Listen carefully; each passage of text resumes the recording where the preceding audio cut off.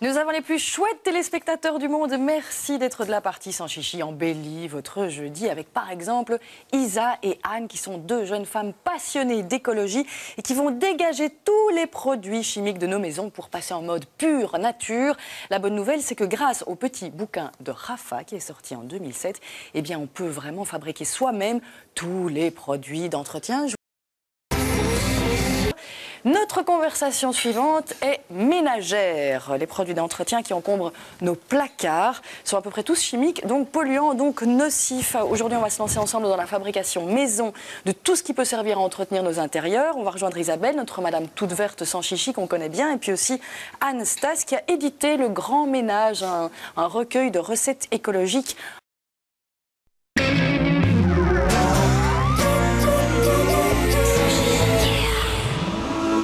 Adrien, vous faites le ménage. Mais j'ai pas le choix. On va voir comment vous le faites. Je suis interdit de titre service.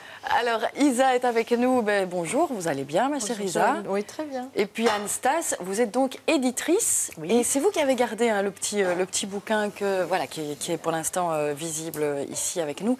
Rafa, Le Grand Ménage, vous l'avez édité aux éditions Soliflore. C'est votre maison. Qui est Rafa, pour commencer? Rafa est biologiste. C'est une jeune femme qui a une trentaine d'années et qui s'est rendue compte, elle-même ayant quelques problèmes d'allergie, qu'il n'y avait pas de produits adaptés pour elle, pour faire le ménage. Et donc, elle s'est mise, passionnée qu'elle était d'ailleurs par tout ce qui est biologique, elle s'est mise à les fabriquer elle-même et elle a créé un site, voici quand même une dizaine d'années, qui s'appelle Le Grand Ménage d'ailleurs. Et dans ce site, elle donne des tas de bons conseils. Et on trouvait ça vraiment une très bonne idée de les mettre dans un livre afin d'en faire partager à tous ceux qui souhaiteraient l'avoir dans cette version-là. Voilà, et ce site web, ce blog a eu beaucoup de succès pendant toutes ces années. Oui. Alors j'ai envie de lire le début du bouquin, c'est l'avant-propos, les premiers mots. C'est un petit peu alarmant, vous allez voir. Allergie, asthme, maladies respiratoires chroniques, stérilité, migraine, cancer, malformations congénitales, etc. sont en constante augmentation. Depuis une trentaine d'années, les preuves épidémiologiques s'accumulent.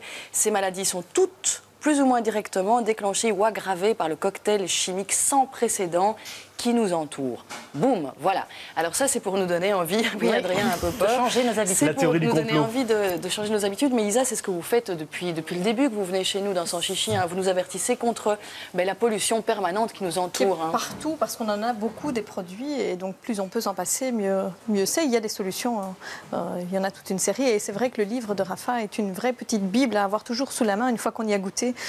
C'est en plus très économique de faire ça. C'est à la fois bon pour la santé et pour le portefeuille. Donc c'est un avantage pas négligeable aujourd'hui. On va revenir un peu plus en détail sur le type de recette que propose Rafa. D'abord, encore une petite question. Le fait de passer, par exemple, pour tout l'entretien de toute la maison à ces recettes naturelles, est-ce que ça va suffire à nous garantir une bonne santé? Ou bien de toute façon, on est tellement environné de produits nocifs que c'est une goutte d'eau dans notre petit océan personnel?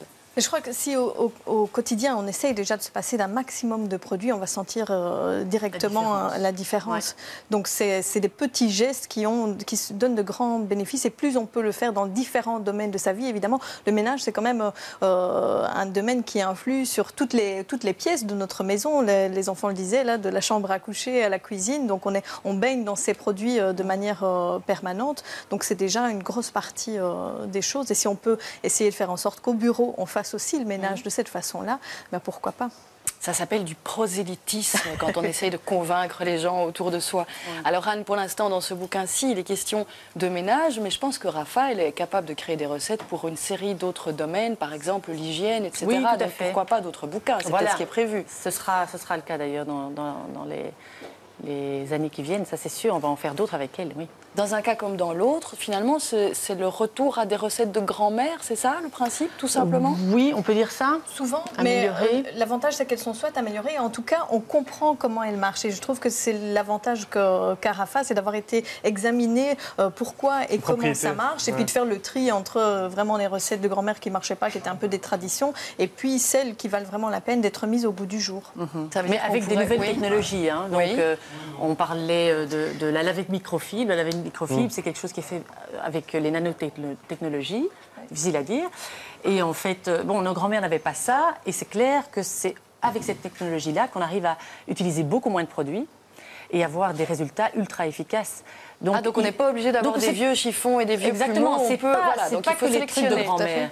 Il faut avoir du bon sens, parce que nos grands-mères avaient du bon sens, mais il faut jongler avec les deux, parce qu'on vit dans notre temps. Et on vit d'autant plus dans notre temps qu'aujourd'hui, les femmes, si c'est elles qui font le ménage, mais les hommes aussi, donc travaillent, et ils ont beaucoup d'activités. Faire le ménage et changer les habitudes de ménage demandera beaucoup d'énergie.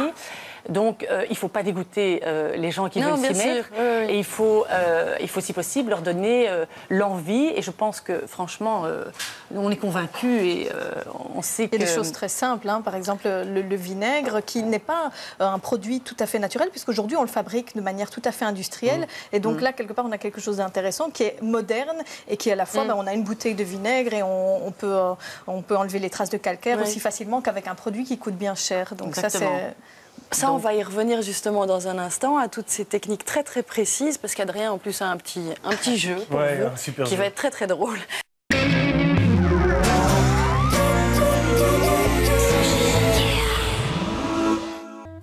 Mais c'est vrai que ça a l'air sympa, toute cette petite cuisine si facile, écologique. Mais oui, surtout quand on le fait ensemble. Alors je suppose que on n'a pas toujours l'occasion de bidouiller ces petits produits avec tout un groupe.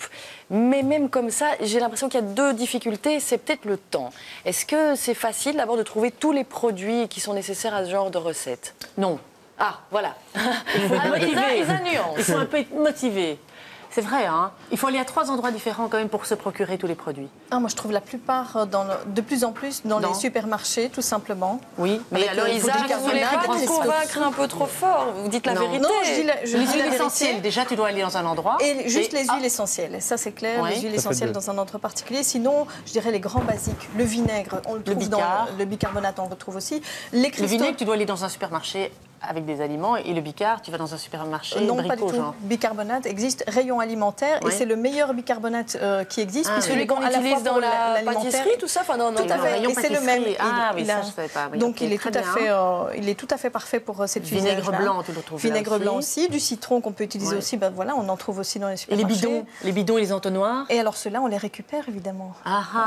Mais moi, ça j'en avais pas. Ça j'en avais pas. J'ai dû aller les acheter au bricot quand même. On va les laisser. Oui, on va vous laisser entre vous. Voilà, mais non, mais c'est super intéressant parce que justement, vous pratiquez toutes les deux cette nouvelle religion. Juste encore une question avant de passer au grand jeu organisé par Adrien. Je suis éclaté. On dirait des gars qui parlent de foot là.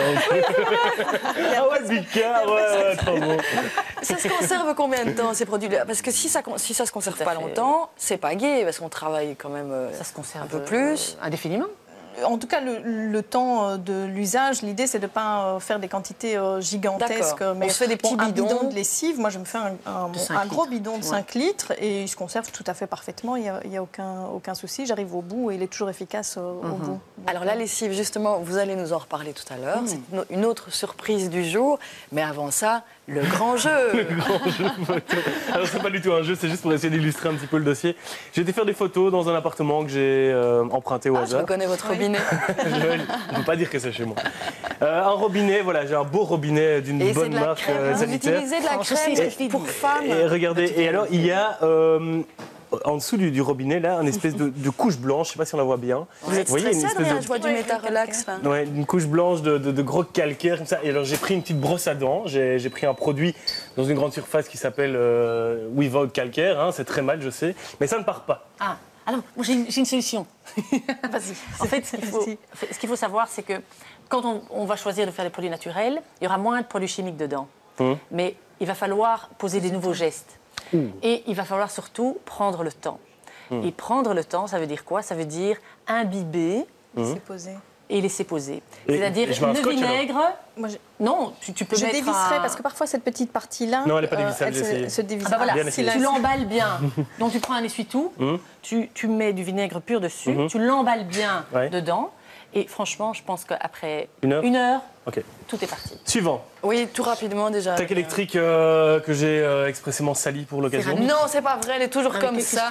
C'est pas très propre. Moi, j'irais au vinaigre aussi, tout simplement. Vinaigre. Et peut-être. J'ai vu que Gérald le faisait au vinaigre et ça marchait bien. Au vinaigre, je pense que c'est l'idéal. Et alors le vinaigre, on peut mettre du vinaigre chaud aussi, peut-être à essayer aussi. Ah oui, ça c'est un autre geste. au lieu d'utiliser le produit froid, en fait, tu vas augmenter ses propriétés en le faisant un peu chauffer. Et ça va vraiment faciliter la tâche. Très bien. C'est le produit universel, hein, le vinaigre. Dernier petit piège, ça c'est un peu un piège, c'est l'intérieur d'une voiture d'un fumeur avec des cendres qui traînent un petit peu partout. C'est chez vous, c'est votre voiture? Non, c'est pas à moi, je roule pas en automatique, c'est quoi cette histoire? Avec du coca aussi qui colle un peu parfois sur le plastique. Ah, la microfibre en tout cas. Ouais. Bien, Pour tout ce qui est poussière. Et bien la choisir, hein, pas une microfibre malheureusement à 1,50 €, on comprend que c'est pas de la bonne qualité.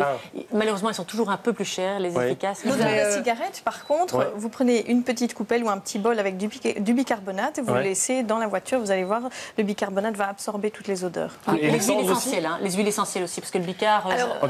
On est évidemment déjà au bout de notre conversation bio-naturelle. Qu'est-ce qu'on a gagné? Un bon jeu, un tableau? Non, descendre. C'est tout, c'est déjà fini. Juste encore une toute petite question. Est-ce qu'il y a des risques à mal manipuler ces produits qui sont parfois... Les huiles essentielles, oui. Oui, il faut rester prudent. Ça reste des produits quand même qui ont des effets, sinon on ne les utiliserait pas.